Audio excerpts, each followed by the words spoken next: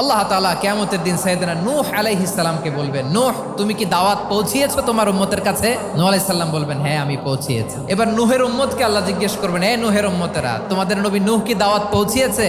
নূহের উম্মত বলবে, না আল্লাহ, কোনো দাওয়াতও আমরা পাই নাই, আপনারাও চিনি নাই, জান্নাতও চিনি নাই, জাহান্নামও চিনি নাই। নূহ আলাইহিস সালাম বিপদে পড়ে যাবেন। তখন আল্লাহ বলবেন, নূহ তোমার পক্ষে কোনো সাক্ষী আছে?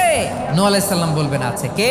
উম্মতে মুহাম্মাদি। তখন আমরা বলবো, আল্লাহর নবী নূহ আলাইহিস সালাম তিনি আপনি যা যা বলেছেন ঠিক তা তার উম্মতের কাছে পৌঁছে দিয়েছে। এবার নূহের উম্মতের সাথে আমাদের ঝগড়া লাগবে। তারা বলবে, তোমরা আসছো আমাদের হাজার হাজার বছর পরে, তোমরা কি করে জানলা? তোমাদের সাক্ষী ধর্তব্য হবে না? আমরা তখন বলবো, আমাদের কোরআনে তোমাদের নবীর নামে আল্লাহ তাআলা একটা সূরা নাজিল করেছেন, সূরাতে নূহ। দিন রাত এক করে তোমাদের কাছে তিনি দাওয়াত পৌঁছেছেন, সব আমরা জানি। আমরা যখন বলবো এই কথা, নূহের উম্মত চুপসে যাবে। তখন আমরা সত্য বলেছি কিনা এটা আল্লাহ তাআলা জানতে চাইবে বিশ্বনবীর কাছে। তখন বিশ্বনবী আমাদের পক্ষে সাক্ষী দিবেন। আওয়াজ করে বলেন আল্লাহু আকবার।